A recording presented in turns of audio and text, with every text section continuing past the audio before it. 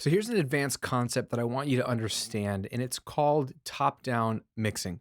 The idea is that we're going to put plugins, and we're going to put effects on our master fader, on our mix bus, instead of just on our individual tracks. Now, when I started mixing, I never did this. I was never taught to do this in school. Ironically, the more Grammy award winning mixers I've gotten to know and people I've sat under and people I've watched mix who are multi platinum mixers, the top dogs, most, if not all of them, do some kind of mix bus processing. They put some kind of plugins or effects, or in real life, actual patch in compressors and EQs and things on their master fader. And they do this at the beginning of the mix. So you're in good company if you do this, is what I'm saying. What I want to do is show you this process that I call it top-down mixing. Some people call it backwards mixing. It doesn't matter what you call it. The concept is the same. The idea is simple. If you put plugins on your master fader, you can quickly and easily and subtly enhance every single track in just a few seconds.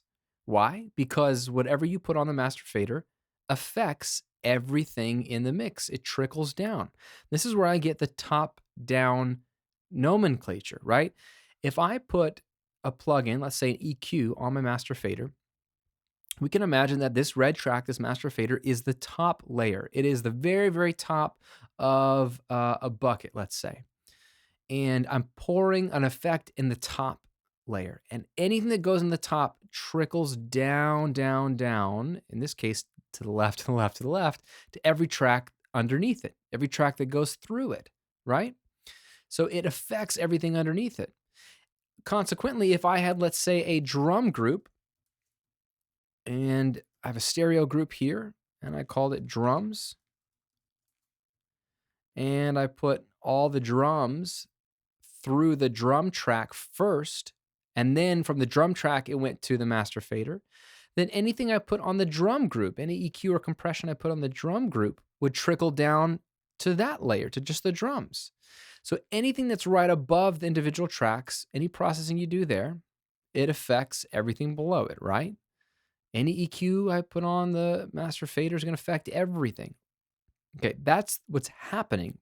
But why? Why do this? Doesn't this mess with the mix? Only in a good way.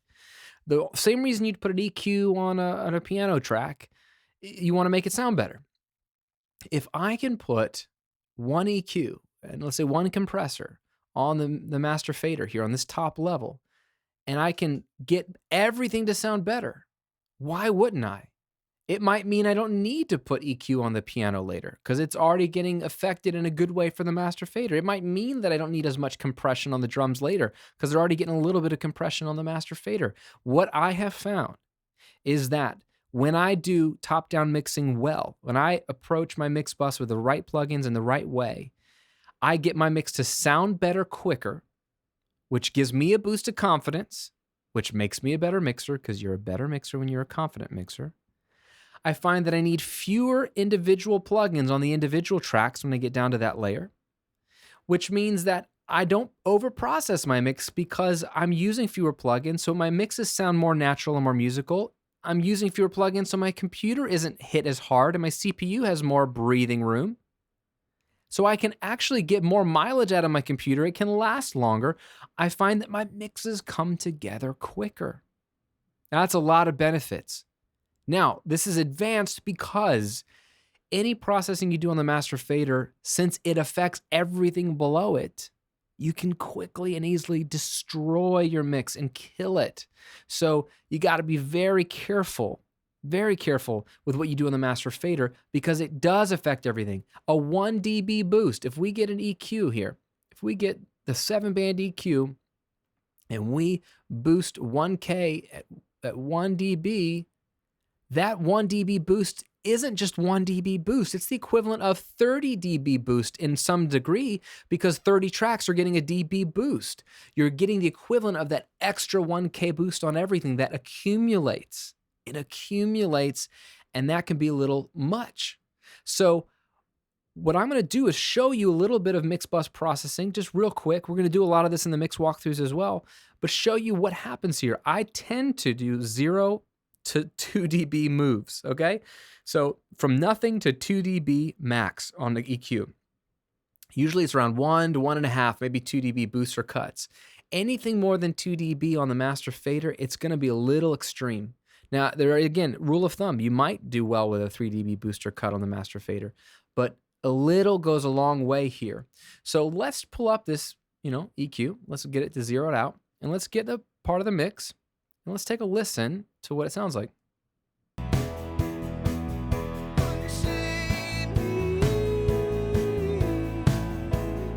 What I'm going to do is just sort of do a little EQ. I might clean up some of the low mid.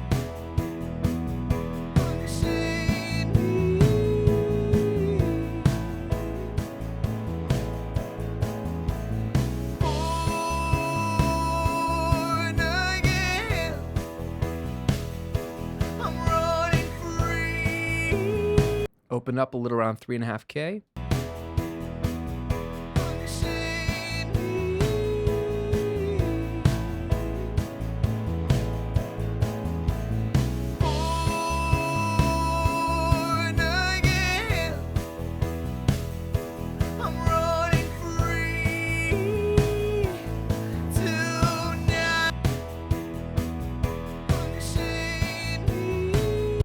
Did a little bit of a shelf boost there, a little bit of a low end boost there at 80. Let's see what this has done.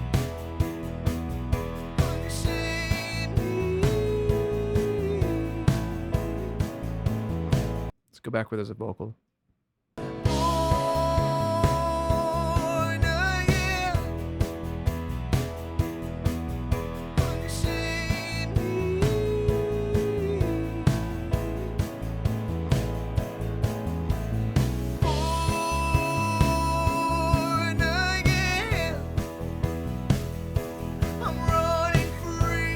Already it sounds more clear, more full, a little more alive. Is this night and day in a massive way? No, this is just a subtle improvement. It's a little bit better, but in a good way. We did just 4 little moves. We cleaned up a little low mid and then enhanced some of the other stuff. If it's getting too loud, you can turn the output down because, again, we want a level match.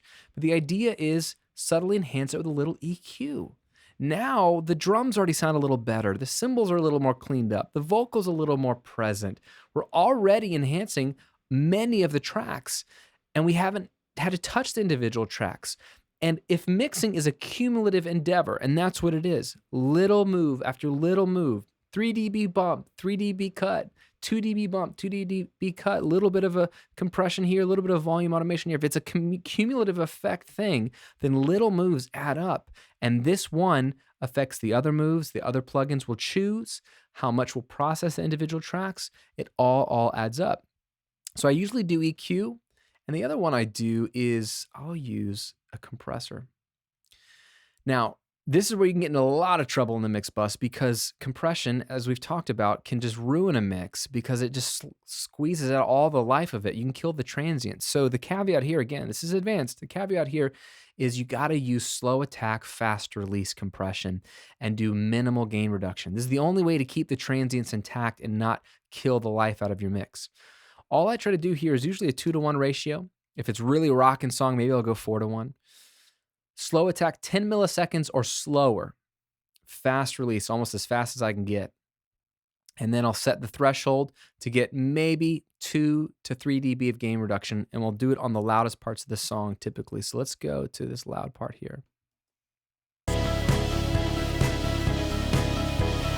So that's too much compression. It's doing 6 dB. So let's roll the threshold up.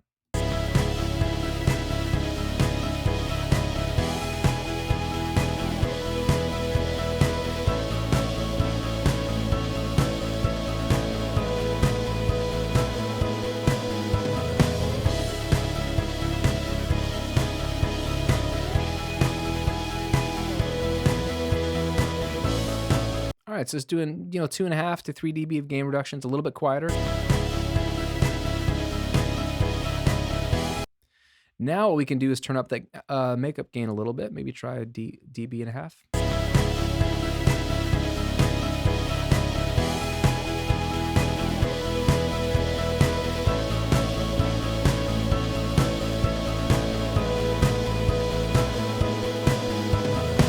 All right, now I'm going to bypass it. All right, let's take a listen. A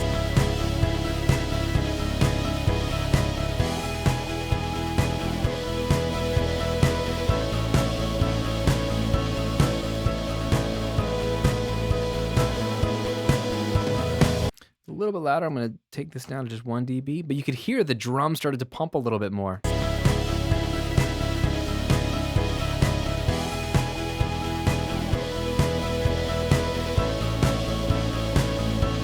All right, listen to the kick drum and listen to the bass, okay? Before.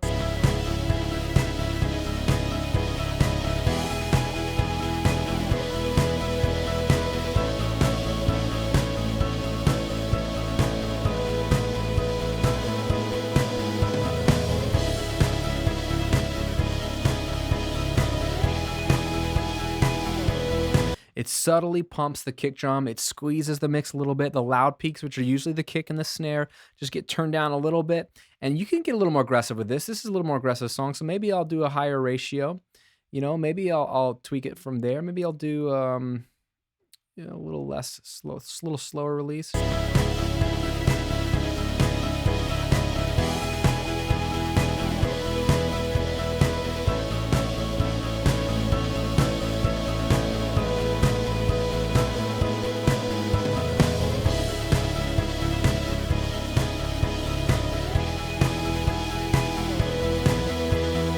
And what we're doing here is managing the gain. We're reducing the dynamic range a little bit, so the ultra peaks get turned down a bit, and then we're bringing everything up about a dB. So you're getting a little bit more average volume, should be the same peak volume, but a little bit more average volume, which means a little more bass, a little bit more excitement in the mid-range, a little bit more energy because it's kind of pumping a little bit. This is subtle. It's not even that satisfying. And that's when you know you're on the right track. You don't want it to be ultra satisfying. You don't want it to be super obvious. It's these subtle moves. Because now we've done 2 subtle moves. Really, 5. There's 4 subtle EQ moves and 1 subtle compression move. Let's take away both of those and see what it's doing to the mix.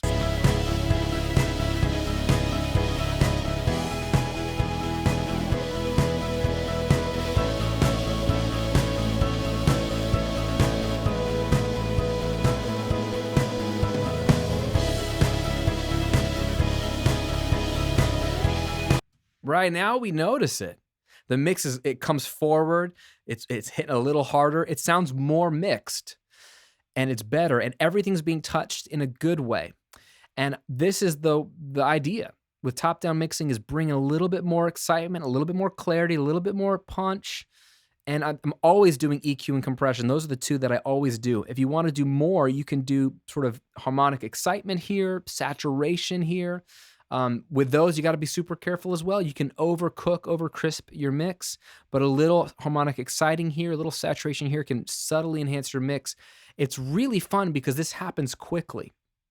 I do this after the static mix. This happens really quickly, and it allows you to start to get those big wins early on. So again, your gain staging, your static mix, it's feeling good, and now you're pulling in the mix bus processing, and it's starting to come together in this top-down mixing approach. It's really starting to sound good really fast. And that keeps your spirits high. That keeps you creatively engaged. That keeps you feeling confident. And as funny as this sounds, all of those non-technical things, your creative energy and engagement and confidence really do affect how you mix. You need to feel confident, you need to be engaged, and you need to have a lot of creativity and a lot of fun to make good mix decisions. So I always start here on the top level, the mix bus, and work my way down. Minimum, it's 2 plugins. Maximum, I've done as much as 5. You can try a lot of things on here, but just the key word for any kind of mix bus processing, any kind of top-down mixing is subtle. Subtle, subtle, subtle. Do what you need to do, but then don't do as much as you'd like. Keep it real subtle so that you know you are enhancing it, but not too much.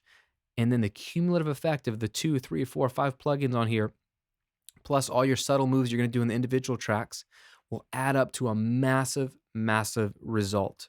After I've started with a mix bus, then I'll typically flip to mono, go down to the first most important instrument or track, usually the drums, and start to do my EQ and compression on the individual level as needed. And that's where top-down mixing fits in my workflow.